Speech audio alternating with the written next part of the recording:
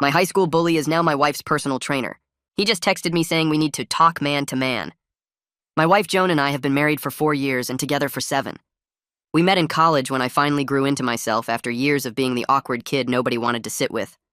In high school, I was overweight with bad acne and zero confidence. I was an easy target. There was one guy named Tyler who made it his personal mission to destroy me. He gave me a humiliating nickname and made sure everyone in school knew it. He tripped me in hallways. He knocked books out of my hands. He made comments about my weight loud enough for everyone to hear. The worst part was how charming he was to everyone else. Teachers loved him. Girls loved him. He was the golden boy who could do no wrong, and I was just the fat kid who couldn't take a joke. I left for college and never looked back. I lost the weight. I cleared up my skin. I got a good job and built a life I was proud of. I met Joan junior year and fell for her immediately. She knew I had been bullied, but I never went into details because I wanted to leave that version of myself behind. 6 months ago, Joan decided to get serious about fitness. She hired a personal trainer at a gym near her office. She came home raving about how great he was, how motivating, how he really pushed her. She showed me his Instagram and my stomach dropped. It was Tyler. Same face, same cocky smile, same guy who made my teenage years a nightmare. I told Joan immediately that he had bullied me in high school. She said people change and I should give him a chance.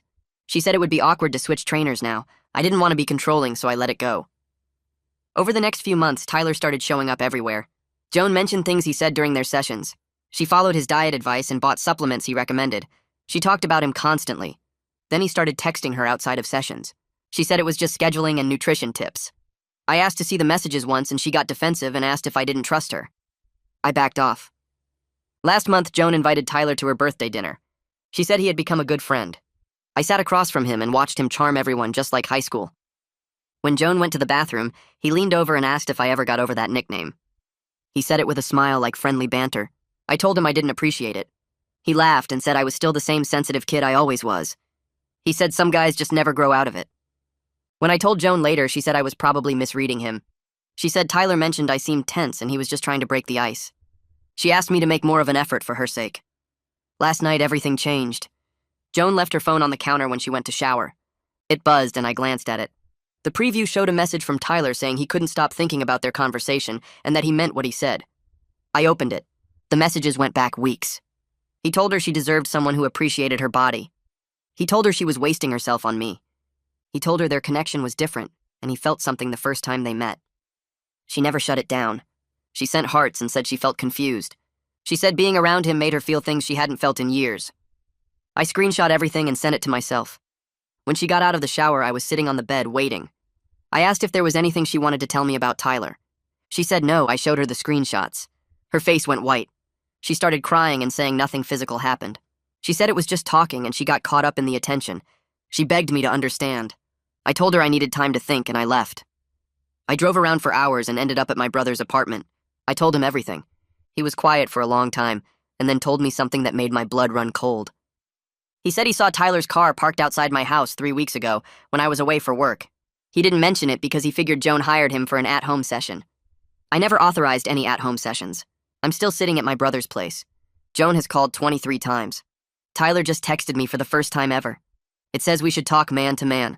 I haven't responded yet, but I'm about to.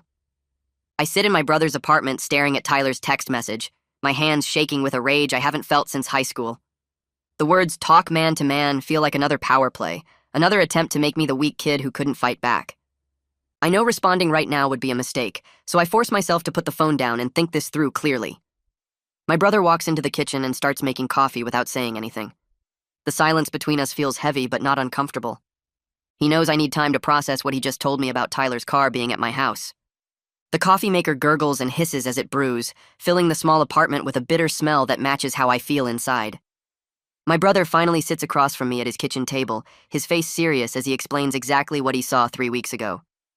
Tyler's black BMW was parked in my driveway at 2 in the afternoon on a Wednesday when I was in Chicago for that conference. He assumed Joan had scheduled a training session at home, but now we both know she never mentioned any home sessions to me. My brother describes how he almost stopped by but decided against it since my car wasn't there. He figured Joan was working out and didn't want to interrupt. The details make my stomach hurt worse than it already does. I pull up the screenshots on my phone again, reading every message between Joan and Tyler with fresh horror now that I know he was physically in my house. The timeline matches perfectly with my work trip to Chicago. There's a gap in their texting that day from noon until evening, hours of silence that suddenly makes terrible sense. My stomach turns as I realize what that silence probably means. I scroll through the messages looking for any hint about what happened during those missing hours, but there's nothing direct. Just Tyler's text later that night saying he couldn't stop thinking about their conversation. Joan's response came at 10 p.m. with 3 heart emojis. I feel sick looking at it now. My brother watches me scroll through the screenshots but doesn't ask to see them. He already knows enough. I finally call Lucas, my friend from college who's now a lawyer, and explain the entire situation from Tyler's high school bullying to the current mess. Lucas listens without interrupting, which I appreciate because I need to get it all out in one go. When I finish, there's a long pause before he speaks. He tells me to document everything, change my passwords, and check our financial accounts for anything unusual. His calm, practical advice helps me shift from emotional chaos to strategic thinking. Lucas asks me to email him the screenshots right away, so he has copies in case Joan tries to delete anything. I do it while we're still on the phone, watching the email send with a strange sense of relief that someone else now has proof of what happened. Lucas asks if I want to know the legal definition of what might have happened based on the evidence I have. I tell him yes, even though part of me wants to stay in denial about the whole thing. He explains that emotional affairs can become grounds for divorce in our state, and if there was physical contact in my home, that adds another layer of betrayal that courts recognize. The way he says physical contact makes it sound so clinical and distant, but I know what he really means. Lucas tells me not to make any big decisions right now, that I should take time to think clearly before confronting Joan or Tyler. He reminds me that whatever I decide, I need to protect myself legally and financially first. I thank him and promise to call if anything else happens. I spend the next hour going through our bank statements and credit card records on my laptop. My brother brings me the coffee he made earlier, now lukewarm, but I drink it anyway. There's a charge to a hotel downtown from 2 months ago that I don't recognize, dated on a Saturday when Joan said she was at a girls' spa day with Scarlett. The charge is for $230 at a nice hotel near the waterfront.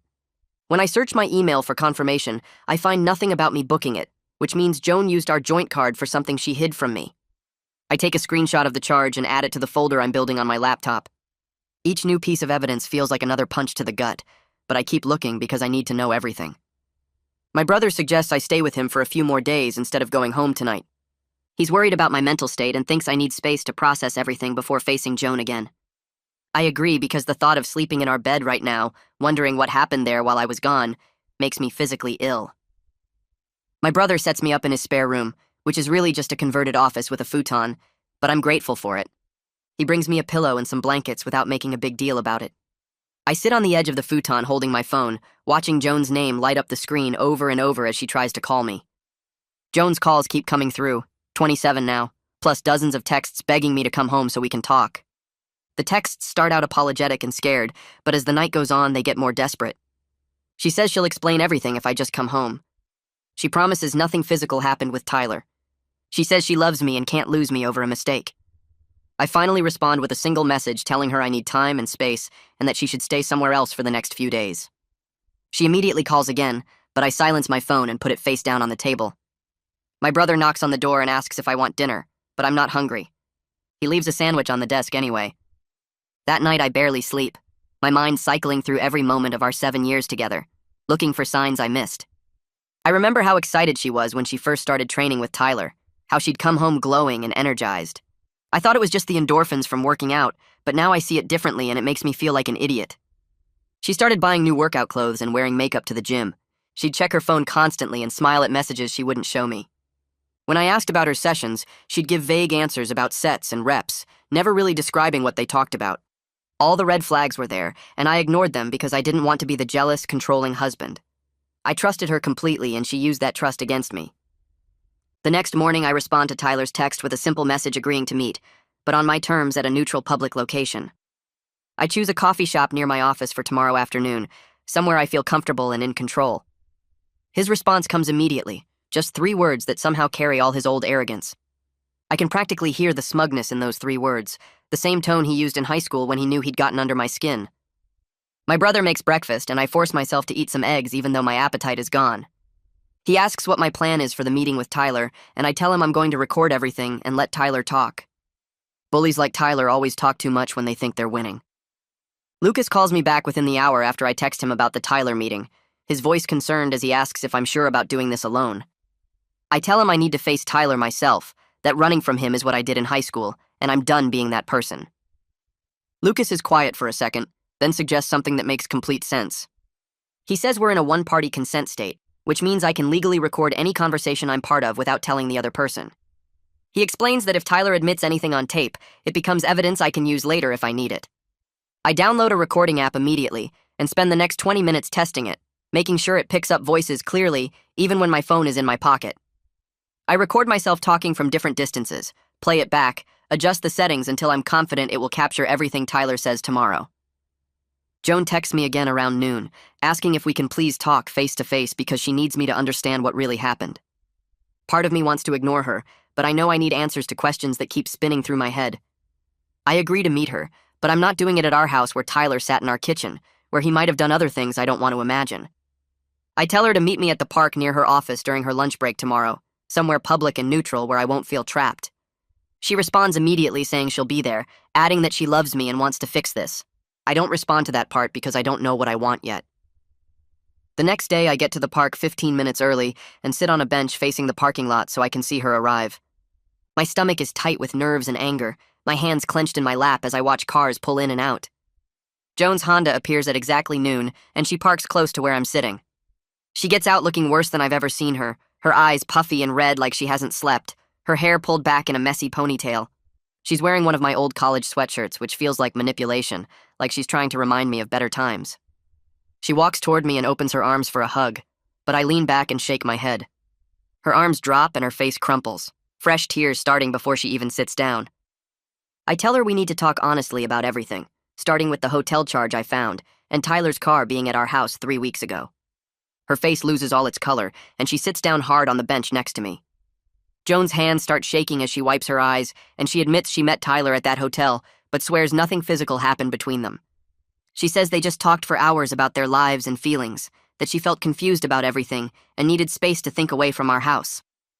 I stare at her and ask why she needed to rent a hotel room with our money just to talk to another man.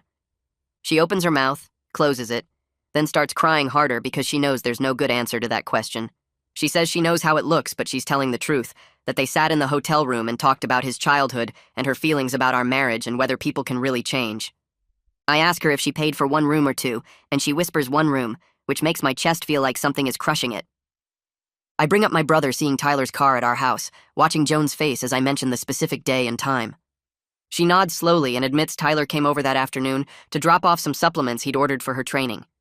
She says he stayed for coffee, and they sat in the kitchen talking, that nothing happened in our bedroom or anywhere else in the house. I ask her why she never mentioned this visit to me, why she hid it if it was so innocent. She looks down at her hands and says she knew I'd be upset given my history with Tyler, that she thought it would be easier to just not bring it up rather than start a fight over nothing. The word nothing echoes in my head because a man who bullied me for years sitting in my kitchen with my wife while I'm out of town is not nothing.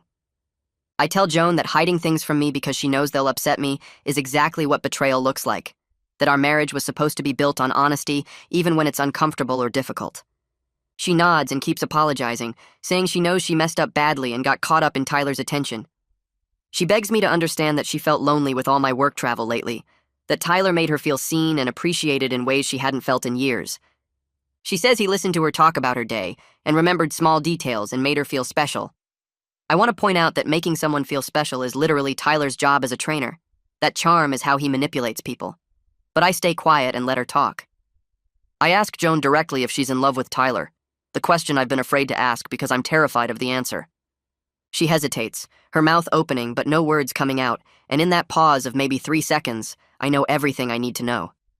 She finally says she doesn't know, that she has feelings for him but also loves me, that she's confused and didn't mean for any of this to happen. Her inability to immediately say no, to firmly choose our marriage in this moment, breaks something fundamental inside me that I'm not sure can ever be fixed. I feel like I'm watching our 7 years together crumble into dust while she sits there unable to tell me she loves only me. I tell Joan she needs to stay with Scarlett or another friend while I figure out what I want to do next, that I need space in our home without her there. She protests immediately, saying it's her house too and she has rights. I remind her as calmly as I can that I'm the one who was betrayed here, that I'm the one who came home to find my wife having an emotional affair with my high school bully. She stops arguing and nods, saying she'll pack a bag tonight and stay with Scarlett. Her hands are shaking as she wipes her eyes again, and part of me wants to comfort her, but a bigger part remembers those hotel charges and Tyler's car in our driveway. Before Joan can leave the park, I tell her she needs to cut off all contact with Tyler immediately if there's any chance of saving our marriage. She agrees quickly, almost desperately, saying she'll text him right now that their training sessions are over.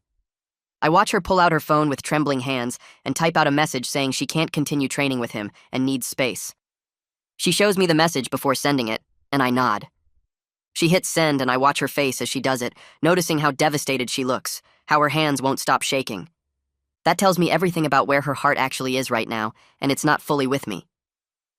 That afternoon at work, I sit at my desk staring at my computer screen, unable to focus on anything except Joan's hesitation when I asked if she loved Tyler.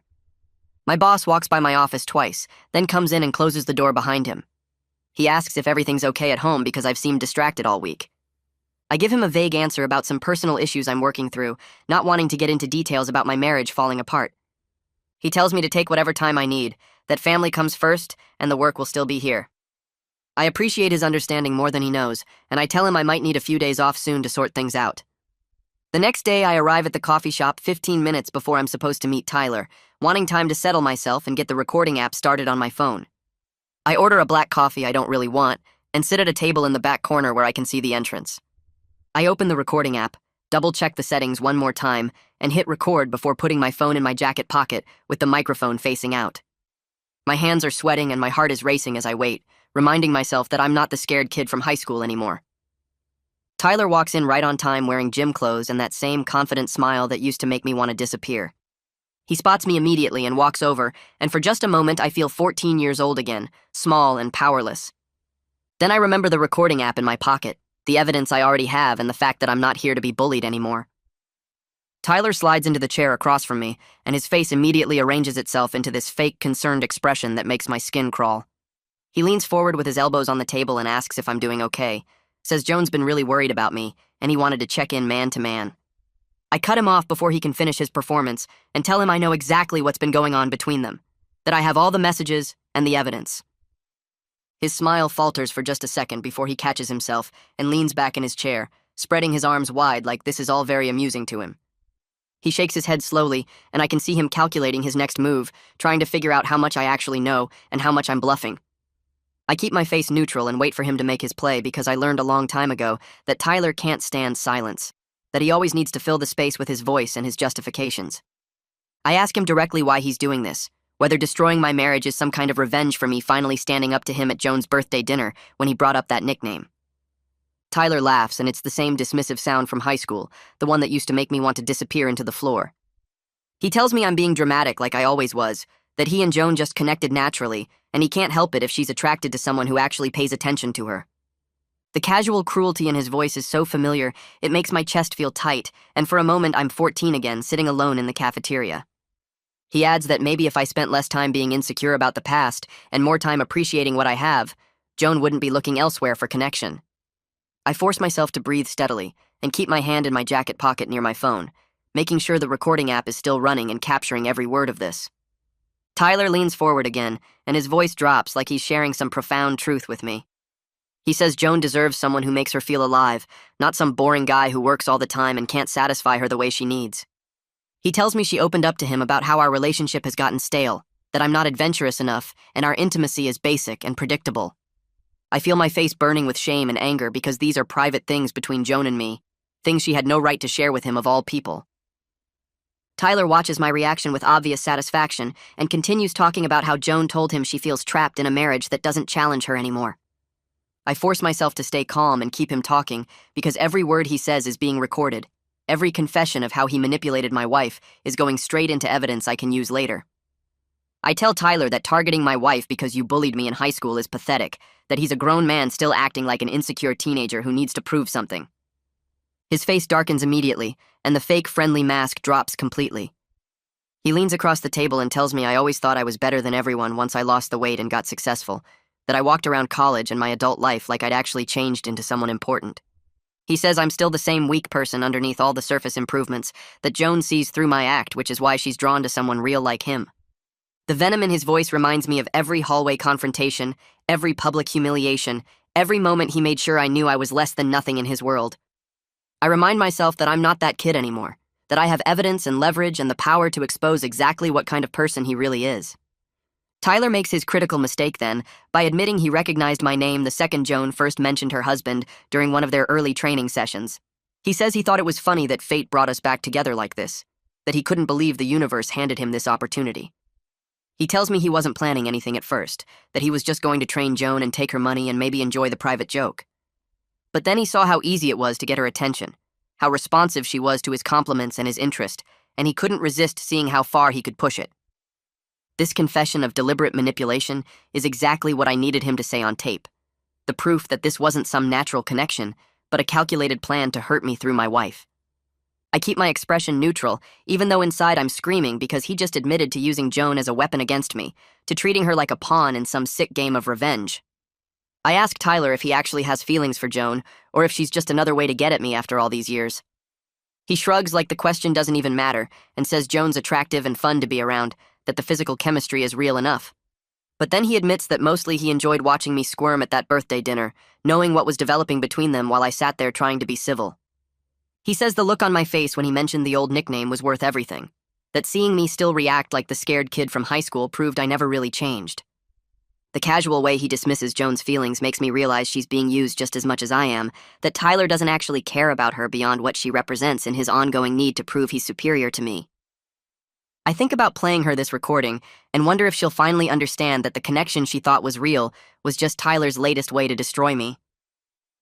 Tyler stands up to leave and tells me that Joan's going to choose him because he makes her feel things I never could. He suggests I make it easy on everyone and just file for divorce now, save myself the embarrassment of fighting for a marriage that's already over.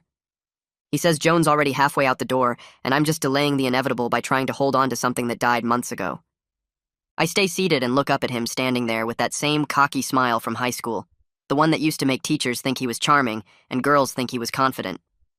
I tell him calmly that I recorded this entire conversation and that Joan's going to hear exactly how little she actually means to him, how she was just a convenient tool to mess with me. I watch his face change as the words register, and it's the first time I've ever seen Tyler look genuinely worried about consequences. His confident expression disappears completely and gets replaced by something uglier, something desperate. Tyler reaches across the table trying to grab my phone, but I pull it back and stand up, putting the table between us. I tell him that assault in a public place would just add to his problems, and I can see other customers in the coffee shop starting to notice the commotion. He calls me a sneaky piece of trash and says I always was the type to hide behind rules and evidence instead of handling things like a man. I remind him that I learned from years of dealing with his bullying that bullies only respect strength and proof, that the only way to stop someone like him is to have documentation of exactly what they've done.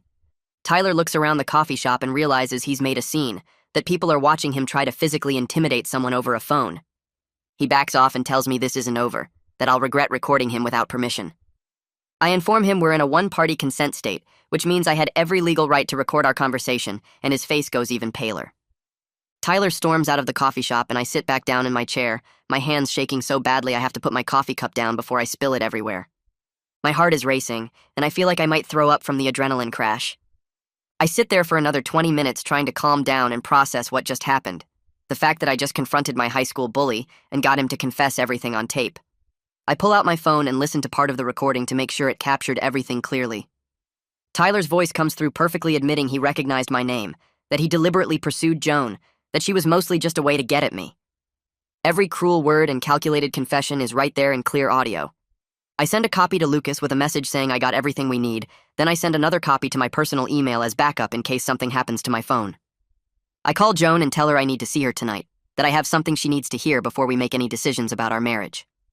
She agrees so fast I can hear the hope in her voice, the assumption that maybe I'm ready to forgive her and move forward.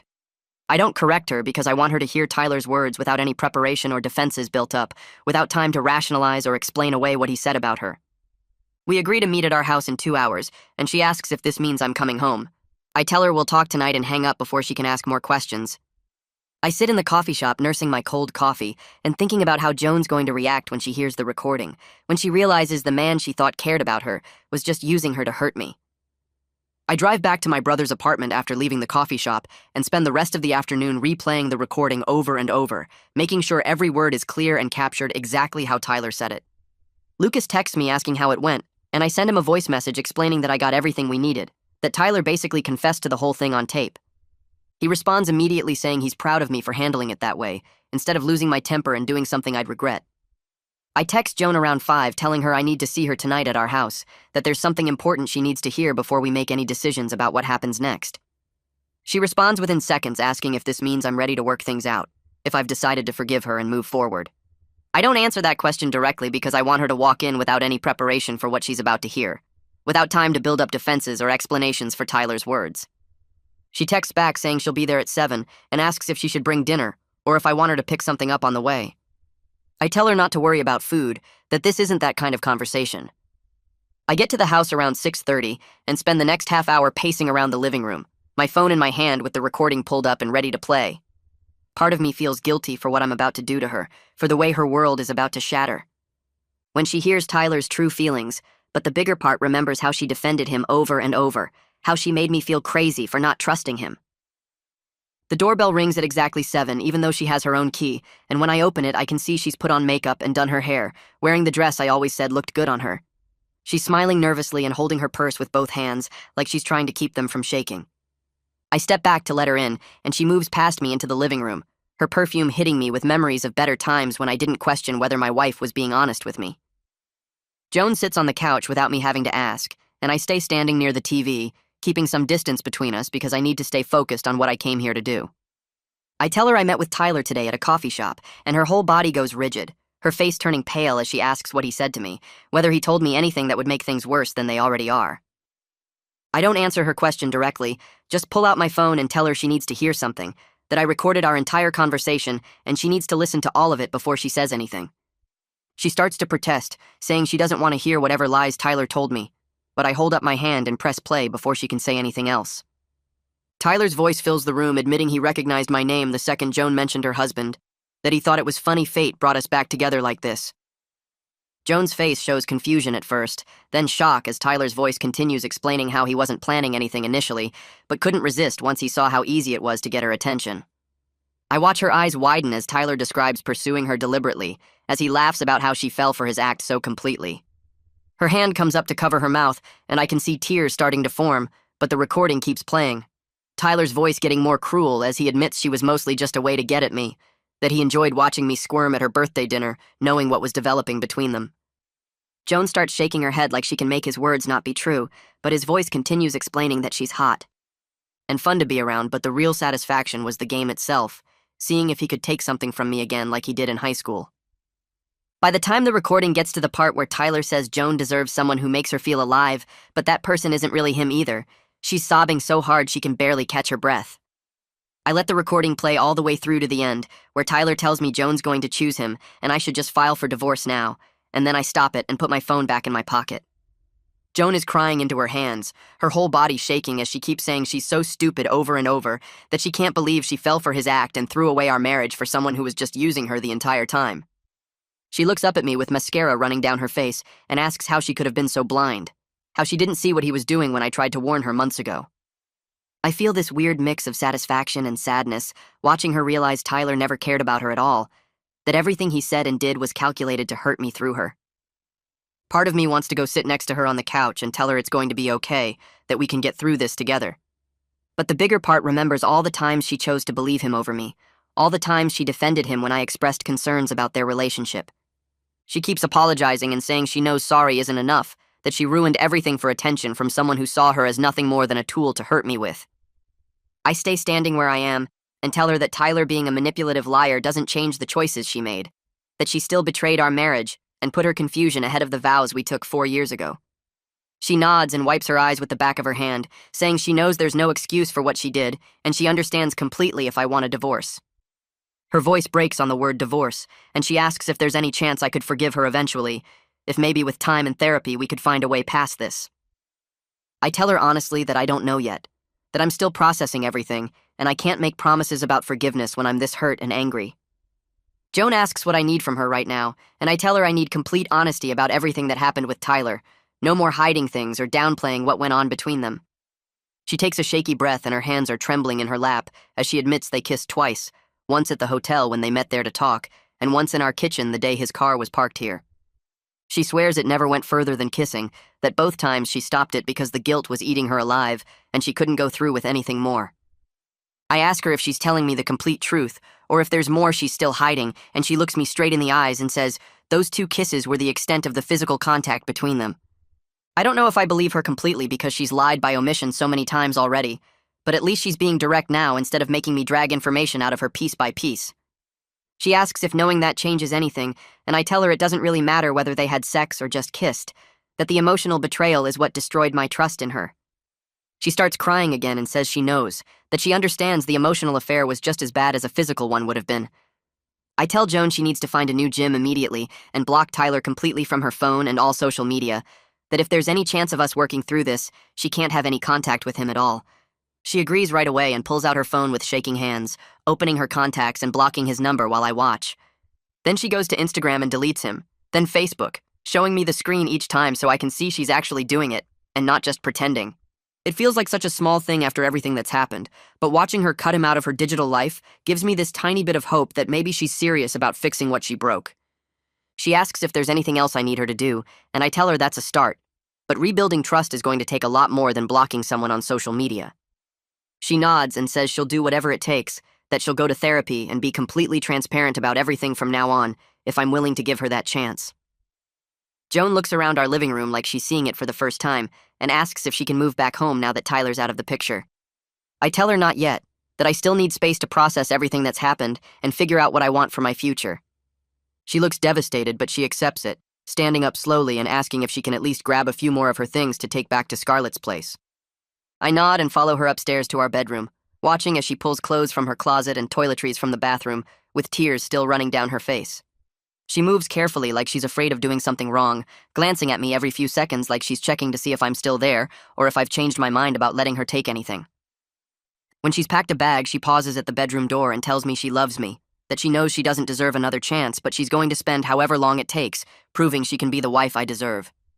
I don't respond because I can't say I love her back right now, not when I'm this angry and hurt and confused about everything. She waits for a few seconds like she's hoping I'll say something, then walks downstairs and out the front door without looking back. After Joan leaves, I sit on our couch in the living room and finally let myself cry for the first time since this whole nightmare started. I've been holding everything together, staying strong and focused on gathering evidence and confronting Tyler.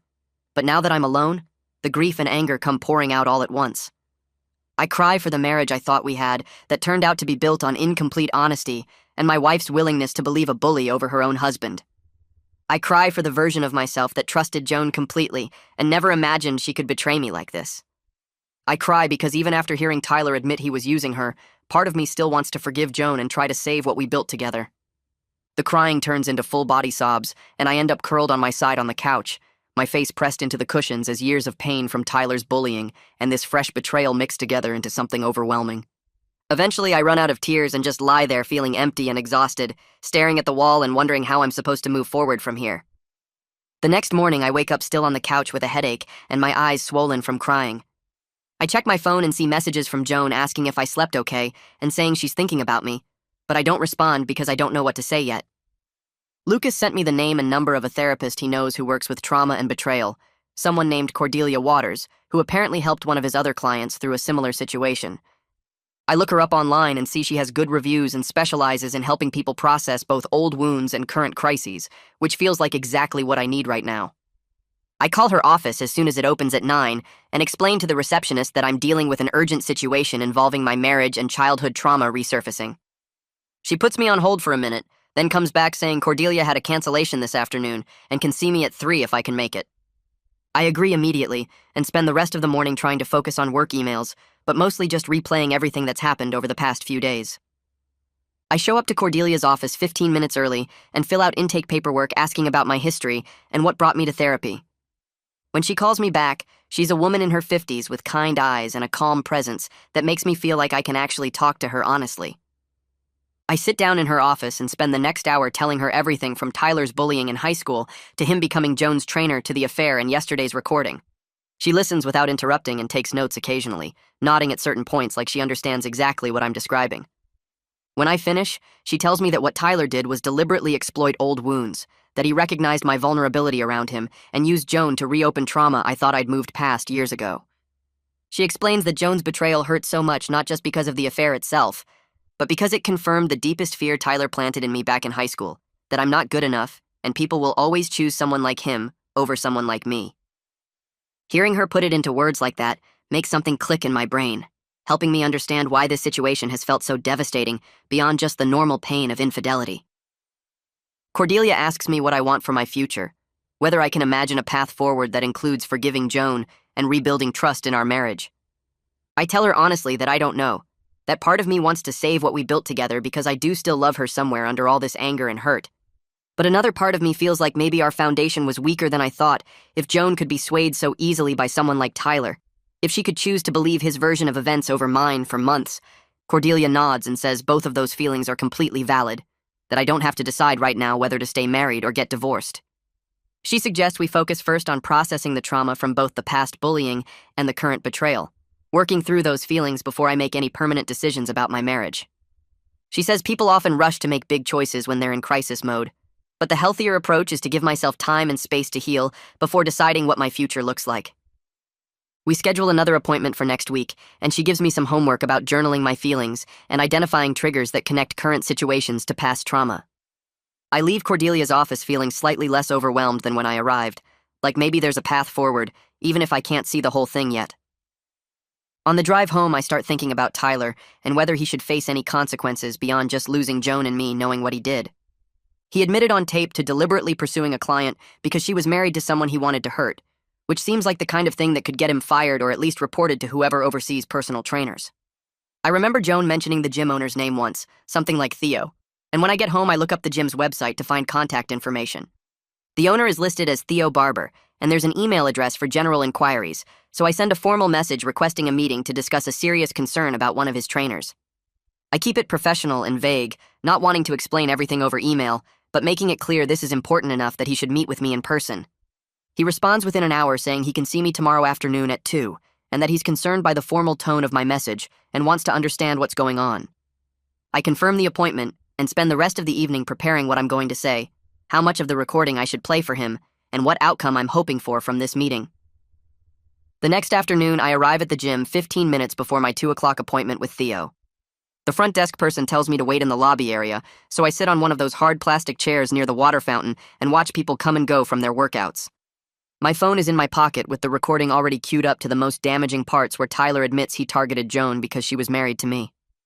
I practiced what I was going to say on the drive over, keeping it professional and focused on the facts instead of my personal anger. Theo comes out to meet me right at 2, a tall guy probably in his 50s with gray hair and a firm handshake.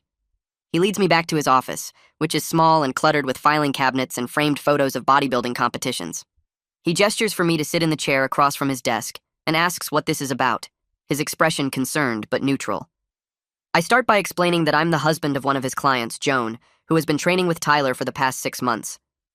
Theo nods like he recognizes the names, so I continue by saying that Tyler and I have a history from high school where he bullied me badly, and that I recently discovered he's been having an inappropriate relationship with my wife. Theo's face shifts from neutral to serious as I talk, and he leans forward with his elbows on the desk. I tell him I have a recording of a conversation with Tyler where he admits to deliberately pursuing Joan because she was married to me, that this was calculated revenge for our high school history.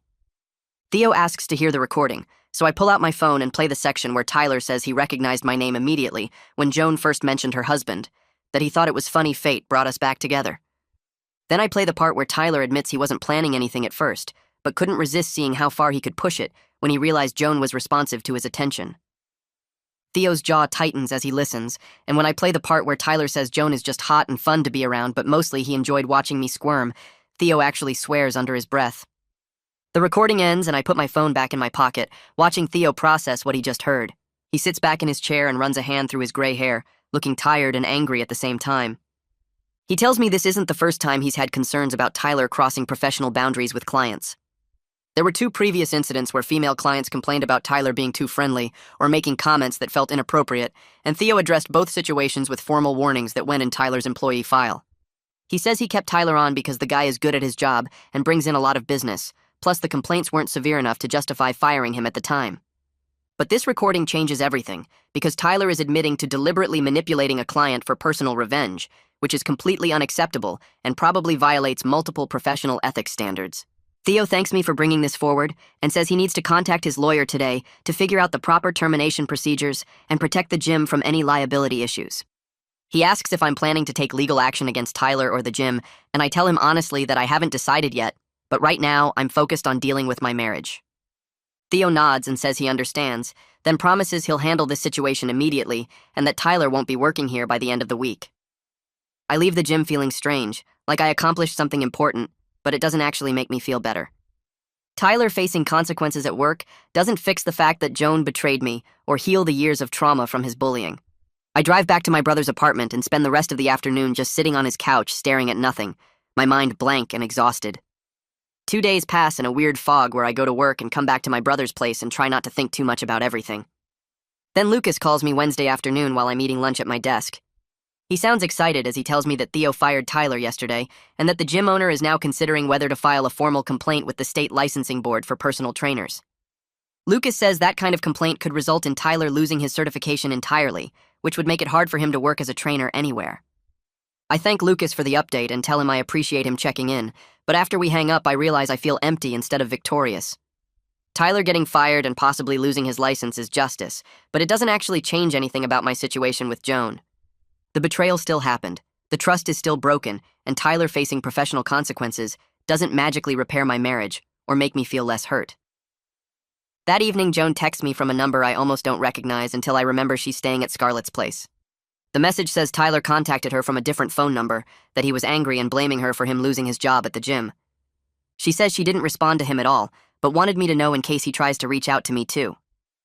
I appreciate her telling me this, and immediately screenshot Tyler's message that she forwarded, saving it to a folder on my phone in case we need documentation later for a restraining order.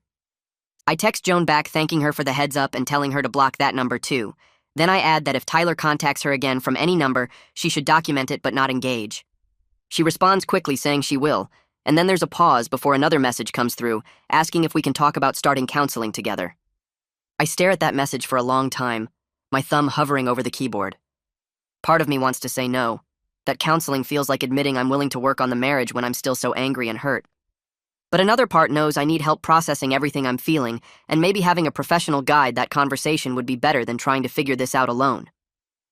I text back saying I'll agree to couples counseling, but I make it clear this doesn't mean I've decided to stay married, just that I need help communicating everything I'm feeling right now. Joan responds immediately with relief in her words, saying she'll find someone good and set up the first appointment as soon as possible. 3 days later, we're sitting in a counselor's office in uncomfortable chairs that don't match, with Joan on one side and me on the other, and this older woman named Janine between us taking notes. The session is tense from the start, with Joan crying before Janine even asks the first real question. I explain the whole situation as calmly as I can, starting with Tyler bullying me in high school and ending with the recording where he admits to targeting Joan deliberately. Janine listens carefully and validates my pain, saying what Tyler did was manipulative and cruel, and that Joan's choices allowed that manipulation to damage our marriage. Then she turns to Joan and asks her to explain her perspective without making excuses or deflecting blame. Joan struggles through an explanation about feeling lonely with my work travel and liking the attention Tyler gave her, but Janine gently pushes back every time Joan starts to justify her choices instead of owning them. By the end of the hour, I feel drained but slightly less alone, like having a professional witness to this mess makes it more real and manageable somehow. We schedule another appointment for the following week, and Janine gives us both homework about identifying our needs and boundaries. Over the next 2 weeks, we have 2 more sessions, and in the third one, something shifts. Joan finally stops deflecting and takes full responsibility for her choices without trying to explain them away or make them sound less bad than they were. She admits she was flattered by Tyler's attention and liked feeling wanted, that she put those feelings above our marriage and her own values. She tells Janine and me that she understands if I can't forgive her, but she wants to become someone worthy of forgiveness, whether we stay together or not. Hearing her say that without crying or making excuses makes something loosen in my chest, like maybe there's a path forward even if I can't see it clearly yet. In that same session, I tell Joan and Janine that the hardest part isn't even the emotional affair itself. It's that she chose to believe Tyler over me for months when I tried to express my concerns about him. She made me feel paranoid and controlling when my instincts were right all along, and that gaslighting hurt almost as much as the betrayal. Joan's face crumples when I say this, and she tells me she can see now how she dismissed my feelings and made me doubt myself, that realizing what she did makes her physically sick. Janine validates both of our experiences and helps us understand how Joan's need for validation made her vulnerable to Tyler's manipulation, while my history with Tyler made me hesitate to speak up more forcefully. The session ends with homework about communication patterns and identifying moments where we shut each other down instead of listening. A few days after that third session, Scarlett reaches out to me privately through a text message, apologizing for not seeing what was happening between Joan and Tyler. She says Joan mentioned him constantly, but always framed it as innocent friendship, and Scarlett didn't realize how inappropriate things had gotten until everything exploded. She tells me that whatever I decide about the marriage, she supports me completely and thinks I deserve better than what Joan put me through. I appreciate Scarlett reaching out and tell her I don't blame her for not seeing it, that Joan hid the extent of things from everyone, including herself. Over the next few weeks, I start noticing small changes in Joan that feel genuine instead of performative. She's in individual therapy now, working on her own issues, trying to understand why she was vulnerable to Tyler's manipulation and addressing insecurities she never dealt with before. She sends me thoughtful text messages occasionally, not pushing for us to get back together, but sharing insights from her therapy sessions about patterns she's recognizing in herself. The messages feel different from her earlier desperate apologies, more self-aware and less focused on making me feel sorry for her. My own therapy with Cordelia continues weekly, and in one session she helps me connect dots I hadn't seen before. She explains how Tyler's bullying created patterns where I second-guess myself and avoid speaking up even when something feels wrong. I stayed quiet about my discomfort with Tyler being Joan's trainer for way too long because part of me still felt like that powerless kid who couldn't fight back against the popular guy. Cordelia helps me see that advocating for my own needs and boundaries isn't controlling behavior. It's healthy self-advocacy that I have every right to practice. She gives me exercises for recognizing when I'm falling into old patterns of silencing myself to avoid conflict, and slowly I start feeling more confident about trusting my own judgment instead of always deferring to what other people think is reasonable. Lucas calls me on a Tuesday evening 3 weeks after the dinner with Joan and asks if I want to grab drinks with some guys from college. I haven't seen most of them in over a year, and the thought of being around people who knew me before all this mess sounds good. I tell him yes, and he says he'll text me the details. The bar he picks is one we used to go to back in college, a place with dark wood booths and sports playing on every screen. I arrive and see Lucas already sitting with 3 other guys I recognize immediately. There's Steve, who was my roommate junior year, Jake, who we played intramural basketball with, and Errol, who always organized the fantasy football league. They wave me over and I slide into the booth feeling nervous about what Lucas might have already told them. Steve orders a round of beers and asks how I've been, and I can tell from the way he asks that Lucas filled them in on at least some of what happened. I decide to just be honest because these guys have known me long enough that pretending everything is fine would be obvious. I start talking, and once I begin, I can't stop. I tell them about Tyler being my high school bully, about Joan hiring him as her trainer, about the messages and the emotional affair, and my brother seeing Tyler's car at my house. I tell them about the recording I made and playing it for Joan, and watching her realize she'd been manipulated. They listen without interrupting, and when I finish, Jake shakes his head and says, "That's some seriously messed up stuff." Steve asks if I'm planning to divorce Joan, and I tell him I don't know yet, that we're doing counseling, but I'm still trying to figure out if I can trust her again. Errol surprises me by sharing that his wife had an emotional thing with a coworker 2 years ago, and they almost split up. He says it took him a long time to get past it, but they worked through it, and their marriage is stronger now. He tells me the hardest part was accepting that his wife made a choice that hurt him and learning to forgive her without forgetting what happened. Jake talks about his own divorce from 3 years ago and how he wished he'd tried harder to save it before giving up. He says marriage is complicated and nobody outside the relationship really understands all the factors. Steve adds that whatever I decide, the important thing is being able to live with my choice 5 years from now. He asks if I think I'll regret staying or regret leaving more. I sit with that question for a while and realize I don't have a clear answer yet. The conversation shifts to lighter topics after that, but Steve's question stays in my head. We talk about work and sports and old college stories that make me laugh for the first time in weeks. When we're leaving, Lucas pulls me aside and tells me he's proud of how I'm handling everything, that a lot of guys would have just blown up their whole life in anger. I thank him and drive home feeling less alone than I have since this started. 2 months pass with Joan staying at Scarlett's place and me living in our house alone. We've had 4 more counseling sessions and countless difficult conversations. I've watched her work on herself in therapy and seen her take real accountability for what she did. The anger I felt initially has faded into something more complicated, a mix of hurt and understanding and cautious hope. I text Joan one evening and ask if she wants to have dinner to talk about what comes next. She responds within seconds saying yes and asking when. I pick a restaurant halfway between our house and Scarlett's apartment, a quiet Italian place we've been to before. I arrive first and get a table in the back corner away from other diners. Joan walks in 10 minutes later looking nervous and thinner than I remember. Her face is drawn and there are dark circles under her eyes that makeup can't quite hide. She sits down across from me and folds her hands on the table. The waiter comes over and we both order without really looking at the menu. Once he leaves, Joan asks how I've been, and I tell her honestly that I've been thinking a lot about us and what I want. She nods and waits for me to continue. I take a breath and tell her I've been working through everything in therapy, trying to understand why this happened and whether we can fix it. I say I can see she's doing real work to change, and that means something to me. Joan's eyes fill with tears, but she doesn't let them fall. I tell her I've been thinking about whether I can rebuild trust with her and what that would actually look like in practice. She asks if I've made a decision, and I tell her I'm willing to try reconciliation, but only under very specific conditions. Her face shows relief and fear at the same time. I lay out my conditions clearly so there's no confusion. First, we continue couples therapy for at least another 6 months with no exceptions. Second, complete transparency with phones and schedules, meaning I need to be able to check her phone anytime, and she tells me where she's going and when she'll be back. Third, if Tyler contacts her workplace or shows up anywhere near her, she finds a new job immediately, no matter how inconvenient. Joan agrees to everything before I even finish listing them. She's crying now and reaching across the table for my hand. I let her take it, but I don't squeeze back. I tell her this is a trial period, and I reserve the right to change my mind if I can't get past the betrayal. I need her to understand that agreeing to try doesn't mean everything is fixed or that I've forgiven her completely. She nods and says she understands, that she's grateful I'm giving her any chance at all. She tells me she'll do whatever it takes and spend the rest of her life proving I made the right choice. I believe she means it in this moment, but I also know that intentions and actions are different things. Our food arrives and we eat mostly in silence, both of us processing what this decision means. When the check comes, I pay, and we walk out to the parking lot together. Joan asks if she can hug me, and I say yes.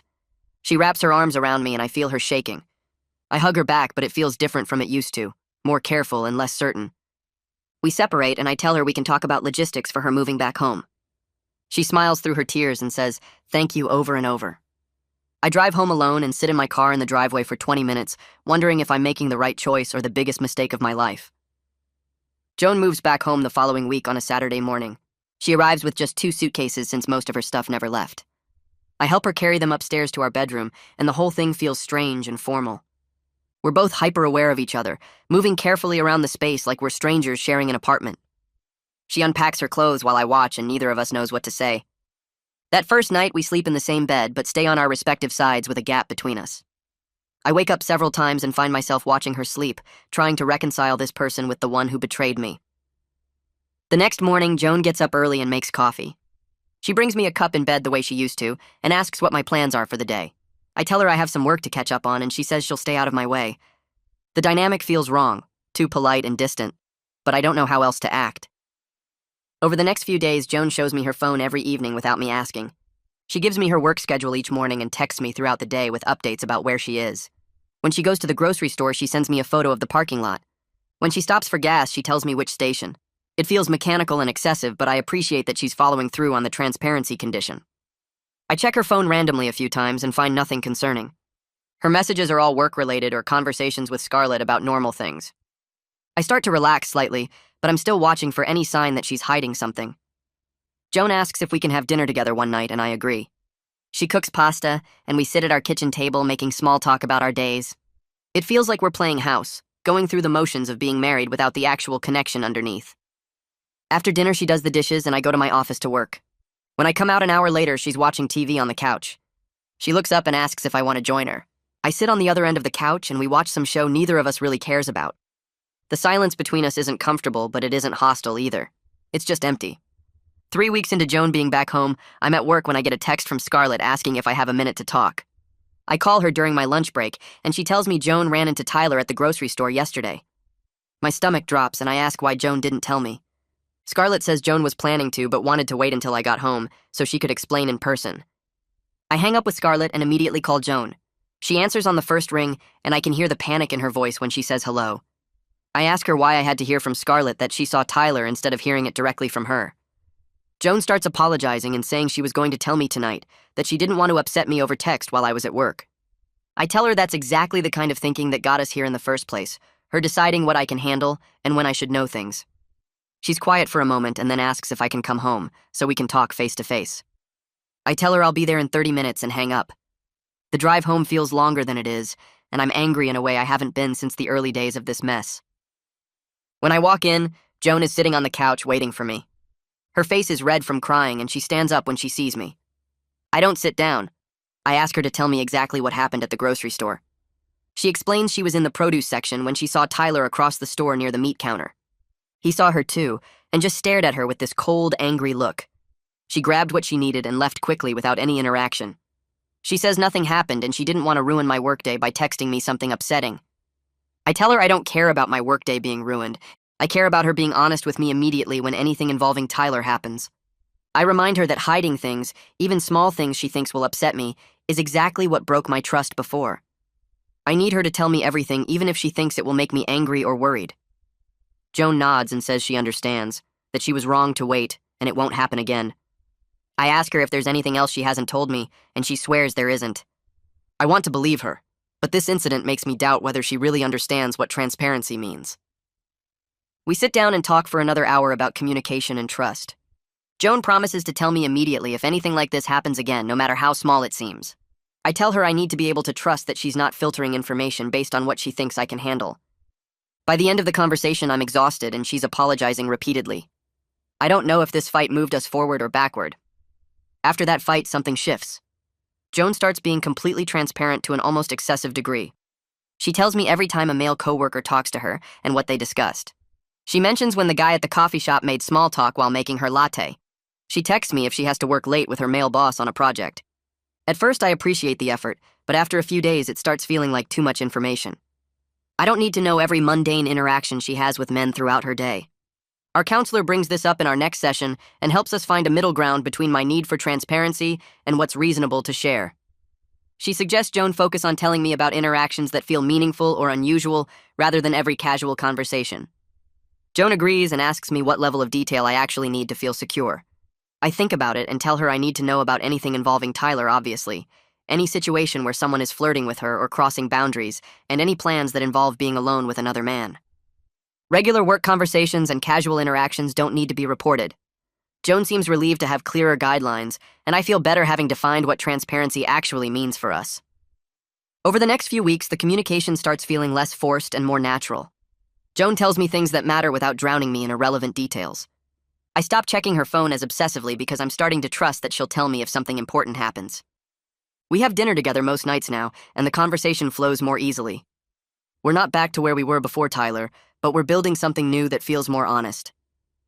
One night, Joan reaches for my hand while we're watching TV, and I don't pull away.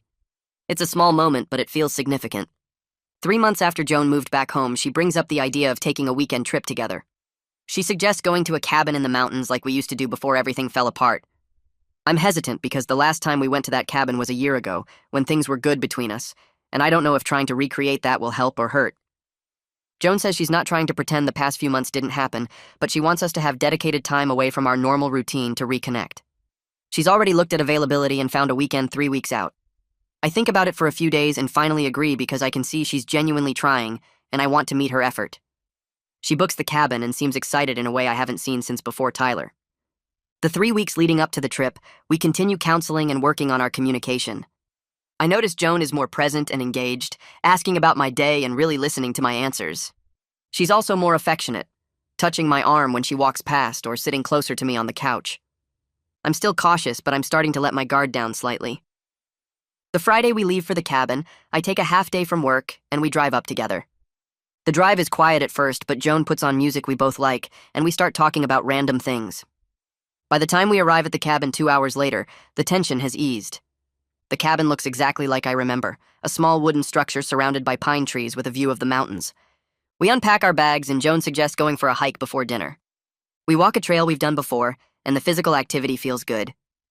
That night we cook dinner together in the tiny kitchen and eat on the porch watching the sunset. Joan asks if I remember our first trip here, and I say yes. She says she was so happy that weekend, and she wants us to find our way back to feeling like that again. I tell her I want that too, but I need her to understand it's going to take time. She nods and says she knows, that she's willing to be patient as long as I'm willing to keep trying. Saturday morning, I wake up before Joan and sit on the porch with coffee watching the sun come up over the mountains.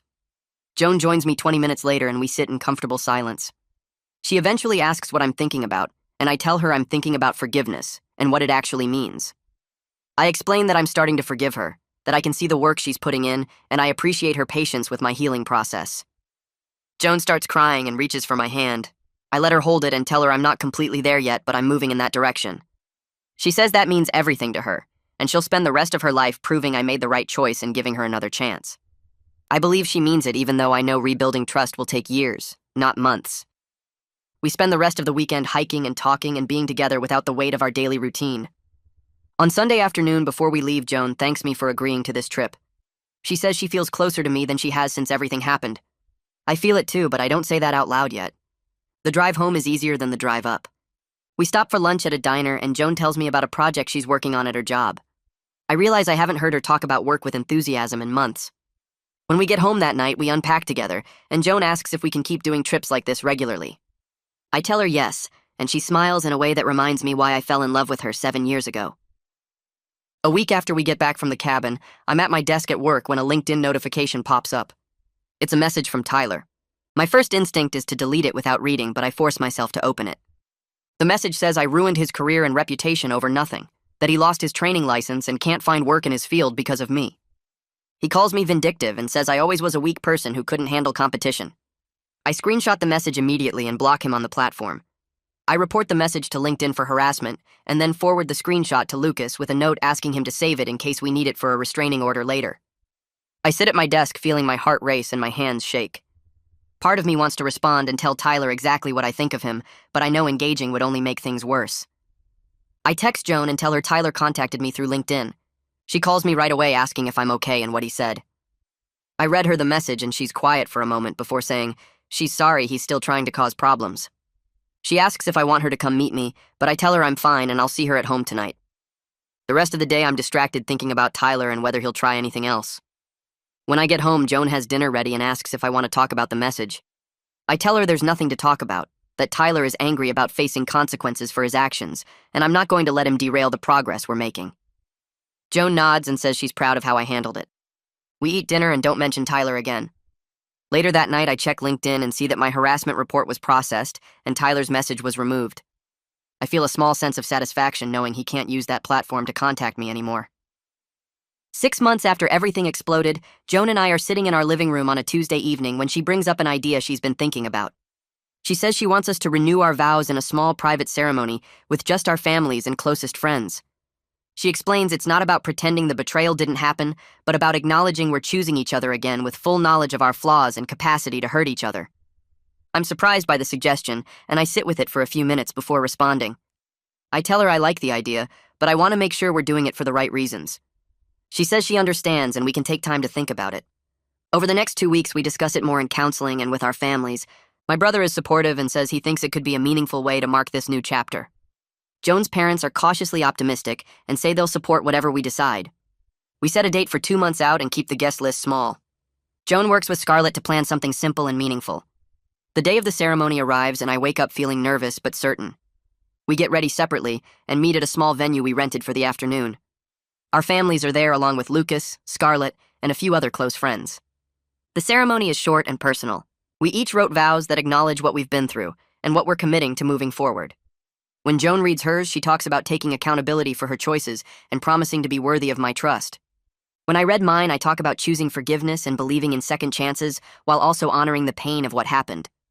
We exchange new rings we picked out together, and the officiant pronounces us married again. Afterward, we have a small reception with food and drinks. My brother pulls me aside during the reception and tells me privately he's proud of how I handled everything. He says a lot of men would have either given up immediately or stayed out of weakness, but I made a conscious choice based on what I wanted for my future. His words mean more than he probably knows. Joan and I leave the reception early and go home together. That night, we sit on our couch and she asks if I have any regrets about today. I tell her no, that I'm choosing us, and I believe we can build something stronger than what we had before. She cries happy tears and says she loves me. I say it back and mean it. The reception feels warm and comfortable, people laughing and talking around us while Joan and I sit close together on a small couch in the corner.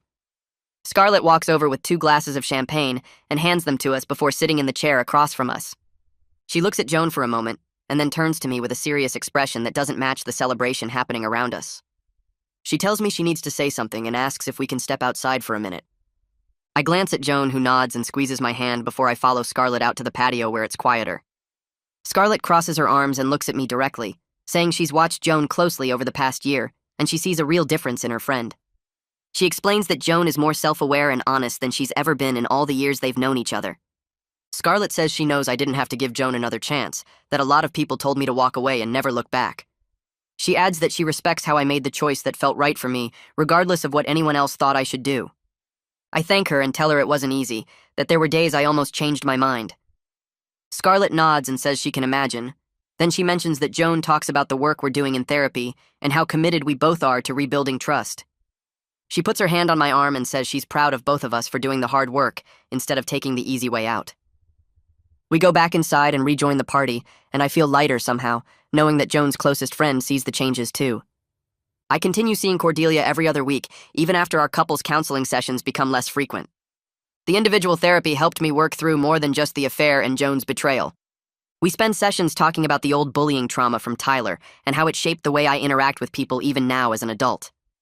Cordelia helps me recognize patterns where I avoid conflict or second-guess my own instincts because part of me still feels like that powerless kid in high school. She teaches me techniques for advocating for myself in all areas of my life, not just my marriage. I start speaking up more at work during meetings, sharing my ideas instead of staying quiet and hoping someone else will say what I'm thinking. My boss notices the change and pulls me into his office one afternoon to tell me there's a senior position opening up and he thinks I should apply for it. I feel that old hesitation creeping in, the voice telling me I'm not qualified enough or someone else deserves it more. But then I remember what Cordelia said about recognizing when my trauma is speaking versus when my rational mind is assessing a situation. I tell my boss I'm interested, and I submit my application that same day. 3 weeks later, I get the promotion along with a significant raise. Joan cries happy tears when I tell her, saying she's so proud of how far I've come. I realize the therapy gave me tools that extend far beyond fixing my marriage, that I'm becoming someone who actually believes in his own worth. Joan comes home from work one evening and tells me she started volunteering with a women's group that helps people rebuild after relationship betrayals. I'm surprised at first because I didn't know she was looking into volunteer work. She explains that she found the group online while researching resources for people who have been betrayed, but then she saw they also had a program for people who had been the ones to betray trust. She says being honest about her role as the person who caused the damage has been healing in ways she didn't expect. The group meets twice a month, and Joan shares her story with other women who are trying to understand why they made the choices they made. She tells me that helping others recognize manipulation patterns and warning signs gives her a sense of purpose beyond just fixing our marriage. I watch her talk about the volunteer work, and I see genuine passion in her eyes, something I haven't seen in a long time. She mentions a woman in the group who reminds her of herself from a year ago, someone who got caught up in attention from someone outside her marriage, and now regrets everything. Joan says she was able to share what she learned in therapy, and the woman thanked her afterwards for being so honest. I tell Joan I'm proud of how she's turned her guilt into something constructive instead of just wallowing in shame. She smiles and says she'll never stop trying to be better than the person who hurt me. A full year passes since the crisis exploded and destroyed everything we thought we knew about our marriage. Joan and I are in a genuinely good place now, better in some ways than before because we're more honest and intentional about our relationship. We don't take each other for granted anymore or assume everything is fine just because we're not fighting. We still have hard days when my trust wavers or she feels guilty about what she did. Sometimes I'll see her texting someone and feel that spike of anxiety before I remind myself she's been completely transparent for 12 months straight. Sometimes she'll catch me being quiet and withdrawn and worry that I'm pulling away from her again. But we've learned to communicate through those moments instead of hiding from them or pretending they don't exist. We talk about the triggers when they happen, instead of letting them build up into resentment. Our marriage counselor tells us during one of our now monthly check-ins that we're one of her success stories, that most couples who go through what we went through don't make it to the other side. She says the difference is that we both committed fully to the work instead of just going through the motions. Joan reaches for my hand when the counselor says this, and I squeeze back, both of us knowing how close we came to losing everything. I'm grabbing coffee one Saturday morning at the shop near our house when I see Theo standing in line ahead of me. I haven't talked to him since that meeting at his gym over a year ago when I brought him the recording of Tyler admitting everything. He turns around and recognizes me immediately, his face breaking into a smile as he shakes my hand. We get our coffees and sit at a table by the window, and Theo tells me he's been meaning to reach out but wasn't sure if I'd want to hear from him. I tell him it's fine and ask how things are going at the gym. He says business is good, and they implemented new policies about trainer-client boundaries after everything that happened with Tyler. He mentions that Tyler moved to another state about 6 months ago after losing his training license due to the ethics complaints that were filed. Theo thanks me again for coming forward because it turned out there were 2 other women who had similar experiences with Tyler crossing boundaries, and my recording gave them the courage to file their own complaints. He says the gym dodged a serious lawsuit because they were able to show they took immediate action once they knew what was happening. I tell Theo I'm glad it worked out, and that knowing Tyler faced real consequences brings me closure. But I also mentioned that I've stopped defining my healing by what happened to him, that my focus now is on building something good with Joan, rather than dwelling on the person who tried to destroy us. Joan and I spend our weekends touring houses in neighborhoods we've talked about moving to for years. We both agree we need to leave behind the space where so much betrayal happened and start fresh in a home we choose together with our renewed commitment. The realtor shows us a house with a big backyard and updated kitchen, and Joan's eyes light up as she walks through the rooms. She points out where we could put our furniture and talks about hosting dinners for our friends and family. I stand in the empty living room and imagine us building new memories here, ones that aren't tainted by Tyler or the affair or all the pain of the past year. We make an offer that same day and it gets accepted within 48 hours. As we sign the paperwork a week later, I realize I'm genuinely excited about our future in a way I wasn't sure I'd ever feel again. The journey was brutal, and the scars remain, both of us carrying marks from what happened that will probably never fully fade. But we're building something stronger and more honest than what we had before, a marriage based on real transparency instead of comfortable assumptions. Joan looks at me across the table as we finish signing and asks if I'm happy with this choice. I tell her yes, that this feels like the truest kind of victory, not pretending the past didn't happen, but choosing to move forward anyway. We drive to our old house to start packing, both of us ready to close this chapter and begin the next one together.